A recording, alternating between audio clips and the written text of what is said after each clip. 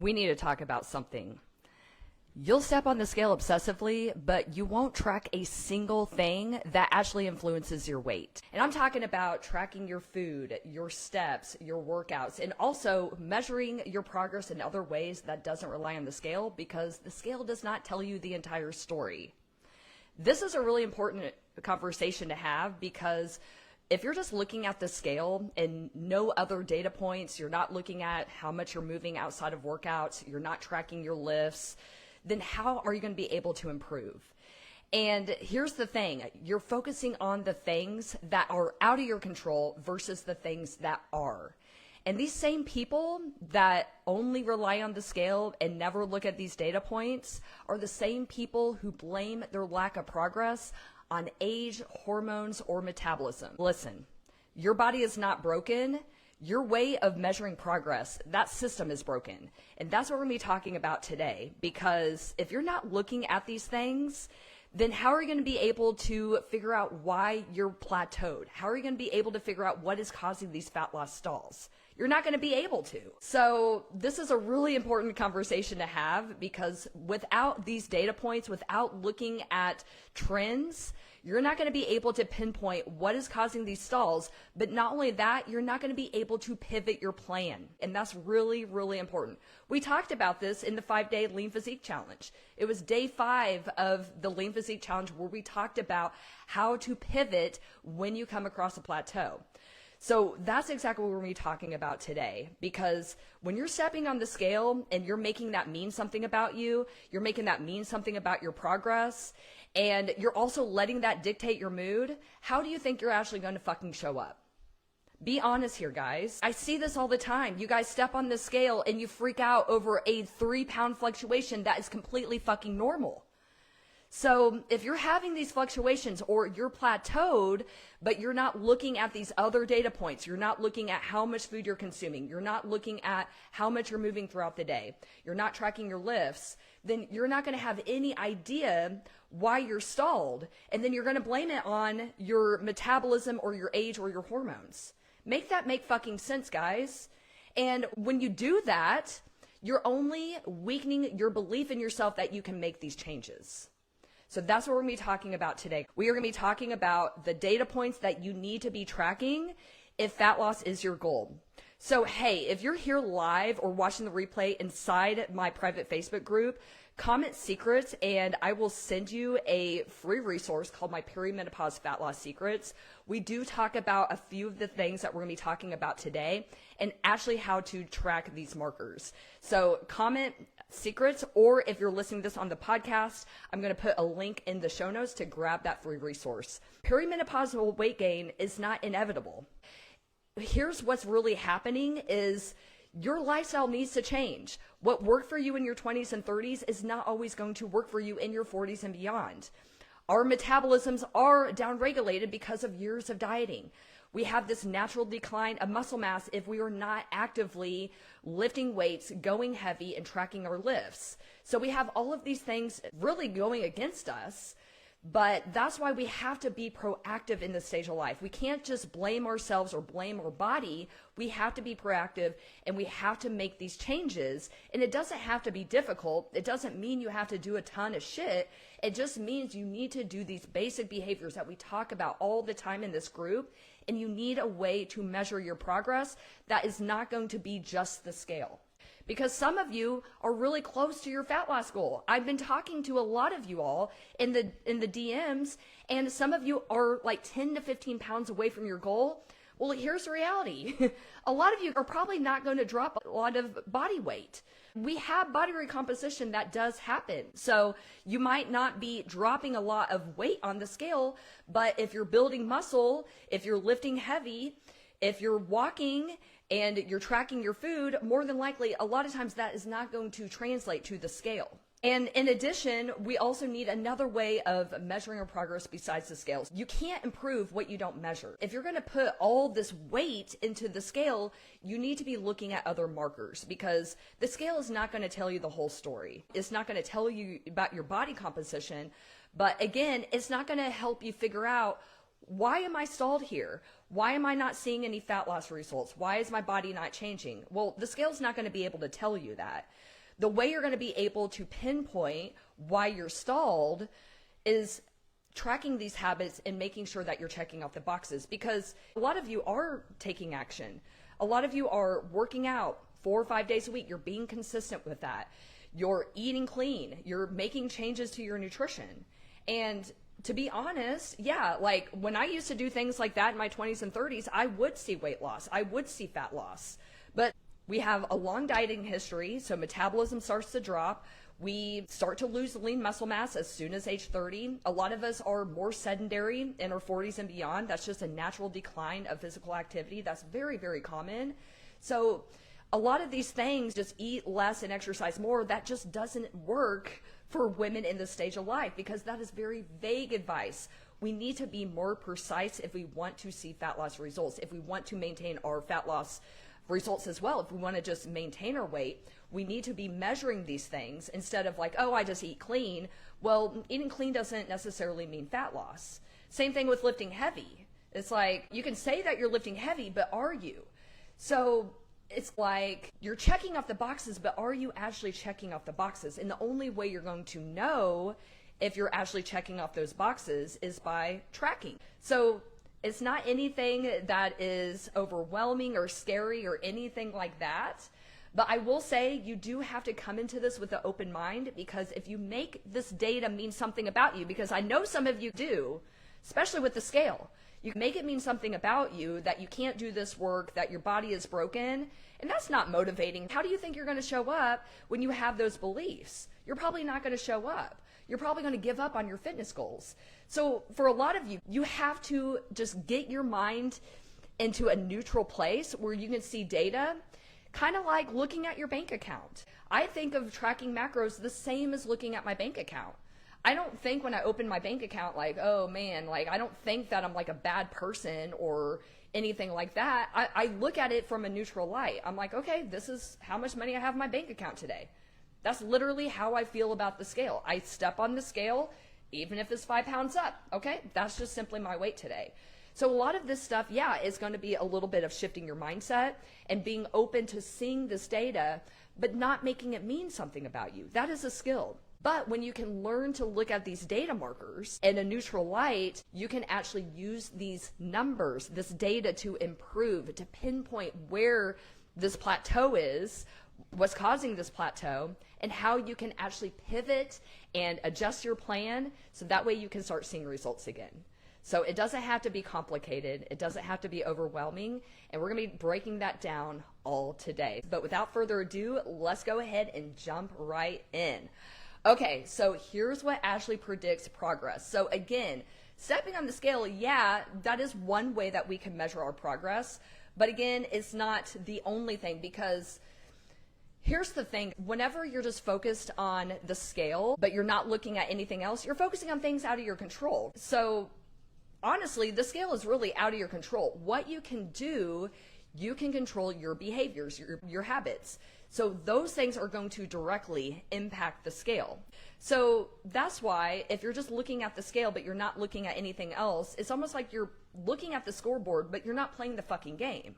So make that make sense. Here's the things that actually matter when it comes to tracking your data. It doesn't need to be like huge spreadsheets or anything like that. In fact, inside of Lean Physique, we have Trainerize, which is one of the platforms that we use. This is where I train my clients. This is where all their workouts are. But if they upload their Fitbit or their Apple Watch, which I highly recommend, by the way, get yourself a fitness tracker. It will change everything, because you will have that data right here in real time. But what's awesome inside Lean Physique, you can actually link your fitness tracker, and we can see all of your stats in the dashboard. We can see your steps, we can see your sleep, we can see your calorie intake and your calorie output.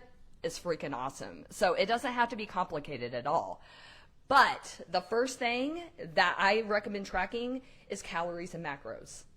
Okay, I know some of you guys have resistance to it, but here's the thing. I'm going to call you out a little bit. I don't think tracking food feels depriving. I think you're worried about the truth. I think you just don't want to see what you're actually consuming. Again, this is a skill. It takes learning how to see the stuff in a neutral light. So it's not good, it's not bad, it's just what it is today. Here's the thing, we eat several times a day. Most of us eat several times a day. And that is going to be one of the biggest things that influences your weight and your body composition, is how much you're consuming. So I know we've talked about this a lot on the podcast and inside our private Facebook group, but eating clean is not a predictable fat loss strategy, okay? Trust me on this. Because when I was eating a clean diet, I was actually 10 pounds heavier than I was now. Eating clean does not equal fat loss, because overeating any food will result in fat gain. Just facts. So we need to do things like get a food scale. We need to learn how to weigh in grams. We need to learn how to track it in an app like MyFitnessPal, because at the end of the day, this will keep you stuck from your fat loss goal. Because I think some of you guys have been there like me. Like, I used to just eat less and exercise a little more. I'm good. Drop 5 pounds in a month. The game has changed. We have to be more precise. So that means we need to measure portions, because yeah, you can overeat on things like avocado, almond butter, very fucking easily. So it's not just quality of nutrition. We've talked about that in this group before. Quality of nutrition is great. It can help you with energy. It can help you with exercise performance and digestion. There's a lot of great things, but it's not going to help you lose fat. We have to be in a calorie deficit. So if you're not tracking your food or weighing any portions, how are you going to know if you're eating the right amount? And I'm also going to argue here, this is not just for fat loss. I track my food and weigh portions even though I'm in maintenance. I did that when I was doing a lean build just like a year ago. I was weighing my portions because I wanted to make sure that I'm actually eating enough to put on lean muscle tissue. So tracking food is not just for fat loss. It's really important to make sure that you are eating the right amount of protein, carbs, fats, right? So that way you have optimized energy. And yeah, it's a super important tool if you're trying to lose fat as well. So learning how to do that can be really key. And I will say, inside that free perimenopause fat loss secrets guide that I was mentioning earlier, I actually have an entire training that walks you through how to start weighing and measuring your food. So totally free. You guys can grab that in the show notes or comment secrets if you're listening to this in our group. But I also want to say about this before we move on to the next one is, one thing that a lot of people don't think about is they'll look at daily averages with their calories, but they don't look at like the weekly averages. This actually matters a lot, okay? Because your daily caloric intake is probably going to vary a little bit. And we all know on the weekends, I know, I do it too. I usually eat a little bit more because, you know, there's eating out, there might be some wine. So, hey, I'm right there with you. But look at the weekly averages. So if you guys track on MyFitnessPal, here's a little tip that you guys could do. So you go to macros. So at the top where it has how many calories you have remaining, you'll have your calorie goal and then how many calories you have remaining. So if you're on mobile, tap on that and it will actually take you to another page. So what happens is that you can actually see your calories in a weekly view. So you can get like an average. I like to look at that. This is what we do inside of Lean Physique with my coaching clients. We look at the weekly average because it's really easy to stay under your calorie goal, but then the weekend comes around, right? So first of all, make sure you're tracking on weekends and also look at those weekly averages. That's going to tell you more of what you're actually consuming versus like looking from day to day, if that makes any sense. All right, the second metric that I recommend tracking is your workouts. Okay, you know, honestly, I feel like I'm like the only person at the gym who carries around like this old school notebook. I get this journal, it's just on Amazon. I actually have it inside my Amazon wish list. And I love it. It's like $10. It's super cheap. It just says like fitness journal. And then it has a spot where you can put in your exercises and then how many reps you completed and how many sets you completed. So not to get off subject, but some of you guys are program hopping and you're changing workouts every week because you think that mixing it up is going to keep your body guessing. No, it's going to keep your body stuck. What you need to be doing is following a workout program for fucking months, okay? At least weeks. Because here's the thing. If you're constantly changing things all the fucking time, you're not going to see any results. You have to stick with something and you have to be consistent with it. So, little side rant, and sorry, I'm really sassy today. I'm just in that kind of mood. But anyway, track your lifts, okay? Repeat workouts, do basic lifts, so that way you can actually improve your lifts, your form, and you can actually increase your strength as well. Because if you're constantly switching out your workouts all the time, you can't really improve anything. Things need repetition for you to get better. So repeating workouts, I know that's boring, but it's not boring when you're getting stronger every week and seeing your body change. It's actually pretty fucking exciting. Yeah. You know, like, it really is exciting. But tracking your lifts is really important because how the fuck are you going to know if you're getting stronger or not? And for a lot of us, I know me, like, I can't freaking remember what I did just yesterday at the gym, right? So taking the time to track your lifts, so just an old school notebook, you guys can use your notes app on your phone. My girls inside of Lean Physique, we have Trainer Eyes, so they can actually track their lifts in the app. So that way they can see that, I can see it, and we can make improvements from there. Because here's the thing, if you can do 15 reps and you still feel like you could do more, it's time to increase the weight. So a lot of you guys aren't building muscle because you're not lifting heavy enough. And a lot of that is probably because you're not tracking your lifts. You have no idea what you did last time. You don't remember the intensity of it. So just by simply getting even just like a composition book, I don't give a shit what it is, but tracking your lifts, writing down the exercise, the weight, and also the reps and sets, that is really good data because at least with that, you're able to improve and get stronger with time. All right, next metric that I suggest tracking is steps. This is really important because some of you all are like, I get 10,000 steps a day. I'm like, how do you know that? Do you have a tracker? Oh, I just know. How do you know? If you were walking that much, do you think your weight would be stalled? Maybe, maybe not. Could be a food problem, but a lot of times people are just not moving enough. Okay, so let's break this down real quick. So your resting metabolic rate is around 50 to 60% of your overall calorie burn. So that means this is the amount of calories that your body needs in order to survive. So yeah, even if you're not doing anything all day, just to breathe and think, it's going to take 50 to 60% of your overall calorie expenditure each day. Your NEAT, your non-exercise movement, okay, so any movement outside of your workouts, that's about 30% of your overall calorie expenditure. So we're already at like, what, 80%? We have the thermic effect of food, which is only like 5 to 10%. This is actually the energy it takes to digest food. And then finally we have workouts, which is actually about 10%. 10%.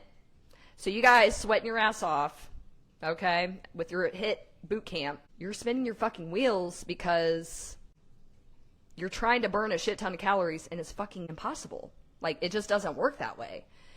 But yet your NEAT, everything outside of your workouts, that is a bigger chunk of the pie. That's 30%. So that's why I always tell my clients to put more energy there. And it's actually a lot easier. And it doesn't have to be all at once. You don't have to go for like a 5-mile walk every morning. It could be throughout the day. But guys, I did the same thing. There for a long time, I was like, oh, I know I'm walking 10K steps a day.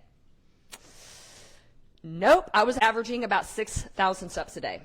No fucking wonder I was gaining weight. Get a tracker, wear old school pedometer. I really don't give a shit, but some of y'all are telling yourselves that you're walking 10K steps a day and you're actually pretty freaking sedentary.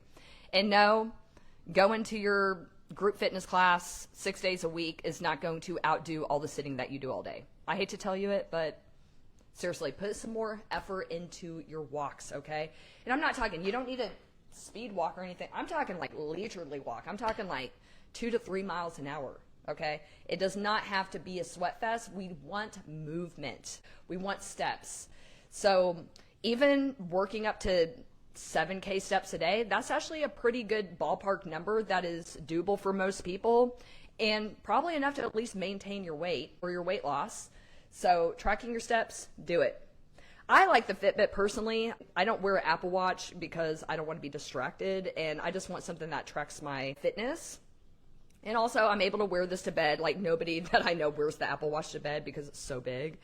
But guys, I love my Fitbit. They're under $200. I don't have premium. I have the free app and it's freaking great. I'm able to at least see my steps and my sleep data. So that takes us to the last one, sleep data. Okay, I know this one's kind of hard because, again, you might not want to wear a watch to bed. In fact, I actually surprised myself I wear this every night. I wear this every night to bed unless it's not charged. But this can tell you a lot of data. In fact, this is what got me on HRT and also sleep apnea, which I actually have mild sleep apnea. So just know, no, sleep apnea is not always because of your weight. You can be a normal weight woman and still have sleep apnea. So I have some issues like with old orthodontics that is outdated. So I have a very narrow airway, and also it's genetic. Most of my family members do have it. So yeah. And I wouldn't have known that if I didn't see all of these oxygen uptakes in my sleep. But guys, sleep is so important because I would actually argue that this is probably one of the most important things because your sleep is going to dictate your energy, your mood, your motivation to exercise. So if we don't have our sleep right, it makes it really hard to do this work. It makes it hard to get ourselves to the gym. It makes it hard to feel motivated to get up and move. So sleep is actually really, really important. And I will say sleep is probably the thing I struggle with the most. But also there's things in your control. And one thing that you guys can do is start tracking your sleep. So that way you can have that data in front of you and you can start doing things like having a conversation about HRT. Maybe you need to start taking magnesium. Maybe you need to get a sleep study, right? Maybe you just need to clean up your sleep hygiene. I know that's a lot for me. I need to make sure that I'm not drinking wine up to bedtime, right? There's a lot of things that we can do in our control. Things like cutting off eating 3+ hours before bed. That helps me actually a lot. Cutting off alcohol 2 hours before bed, limiting alcohol, making sure that you don't have like tons of screens in your faces. Maybe you have like low lighting in your bedroom and you read before bed. So there's actually a lot of things in your control. I know this is a hard one to control, but there is things that you can do to clean up your sleep hygiene. And yeah, wearing a fitness tracker can give you that good data to know if you're actually getting restful sleep or not. That's really about it. But we also need to touch on real quick, we need other ways of tracking progress besides the scale. Okay, this is so important. We talked about this earlier. I was talking about how there's some lean women I've been talking to who probably just needs to build a little more muscle, honestly. And with body recomposition, your weight is probably not going to change a whole lot, okay? But also, the scale is not going to say everything, and the scale fluctuates. So that's enough to drive you crazy, right? So we need to eliminate that because like we were talking about, if you're letting the scale dictate your mood, that is a motivation killer, okay? 100% a motivation killer. Because if you're letting that dictate your mood, if you're letting that determine your progress and you're not looking at anything else, you're not going to fucking show up in the way that you need to in order to reach your goals. So that's why inside Lean Physique, we have other ways of tracking progress that does not rely on the scale. Sure, use the scale, but you also need other methods, and we do that with measurements and photos, okay? So measurements, I teach my ladies how to do their own measurements, waist, hip, leg, arm, okay? We also learn how to take photos. Yes, I'm talking about taking progress photos. It doesn't need to be for anyone other than you, okay? You can wear a swimsuit if you want. You can wear a workout outfit. I wouldn't wear anything too baggy because it just makes it hard to see your progress.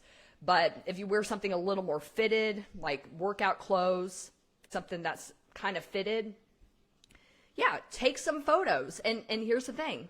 Inside Lean Physique, I share a way that you could do it all by yourself so you don't have to have your husband take photos of you if you don't want to. Because you know what?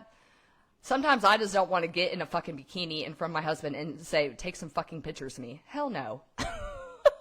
I wait till nobody is in this freaking house and I do it. But just a little insider tip. Yeah, you can use a timer, right? You have like, if you have the iPhone, I don't know about Android, but if you have the iPhone, you can actually set a timer and run back. I take a video. So I just set up my phone If you have a ring light, great. If you don't, that's okay too. Maybe just open some windows for some natural light. But I take a video, and I take videos of me facing front. I take a video of myself with my arms out in front, and then I do one from the back. Okay? And then what I do, I take that video and I crop it. So that way I have pictures. And then you get the Layout app. So Layout is a free app. It's an Instagram. I think it's owned by Instagram, and you can download that from the App Store for free, and you can actually do side-by-side photos. Okay? So measurements, photos, we do that every month. We don't do it obsessively, but we do it every month. And yeah, we might look at the scale a little bit for day to day or week to week, but again, this is going to give you so much better data instead of just jumping to conclusions just because the scale doesn't say what you fucking want. We also have body fat composition analysis. I will say that the availability of the ones that are accurate probably might not be around you. I know for me, we have a DEXA scan maybe in Kansas City, Missouri, but I really don't want to drive 3 hours. But I do have a handheld device. And here's the thing. These things, as well as the bioimpedance scales, so a lot of these scales now have body fat percentage in them as well. They're not great as far as accuracy goes, but I will say I think they're fine to use as long as you're using the same tool, you're doing it the same way, you're having the same person administer the test. You want to make sure the conditions are all the same. So even though it might be off, it might not show your true body fat percentage. This can be really helpful for seeing trends. Are you staying the same? Are you trending down? Are you trending up? This is actually way more helpful data than the fucking scale. Because at least with this, you can see how much fat mass you have and how much lean mass you have. This can be really helpful information, okay? Especially for you all that are doing like a body recomp where you're losing fat and building a little bit of muscle, which is very, very slow, by the way. It's what I'm doing right now, but it's slow. But I'm very, very happy with my results. And yeah, honestly, I'm maybe 2 pounds up from my cut, like 2 to 4 pounds up, but my body actually looks a little bit better. I have a little bit more muscle tone and I'm staying lean. So guys, it really is possible to change your physique without seeing a lot on the scale. So I really, really hope this was helpful, because here's the thing, in perimenopause, women often feel like their body and the results just are not predictable. And honestly, sometimes they're not, right? Like, it's just not predictable at all. It's like a guessing game. We never know what the fuck is coming next, right? But that's exactly why we need consistent data and tracking, and not having emotional reactions from one random weigh-in. So that's why it's really important to track these things. I know it can feel a little overwhelming, but when you work with a coach who has it all laid out for you and can coach you through the mindset piece of this, that's when you're really going to see the results that you want. That's when you actually see your body start to change. You start dropping fat, you start building muscle, and it's like, holy shit, I never even thought this was possible. I can't believe I'm 45 and I actually love my body. Honestly, I am so happy that I'm in a space where I'm like, you know what? I'm actually happy with my results. And I really enjoy this lifestyle too. I know that seems far off for some of you, but if it's possible for me and my clients, it can be possible for you too. So results don't just come from doing random stuff. They come from a repeatable plan and also tracking the right data. And just to be honest here, if you put as much energy in your habits as you did your scale weight, you'd probably be seeing the results that you want. So don't forget to comment secrets if you want to grab my free perimenopause fat loss secrets. This does walk you through a couple of the data points that we talked about today, such as tracking your food and also walking. You guys can grab that by commenting secrets. If you're listening to the podcast, you can go to the show notes and I'll put the link there. All right, thanks so much for hanging out with me today, and I will chat with you soon. All right, bye for now.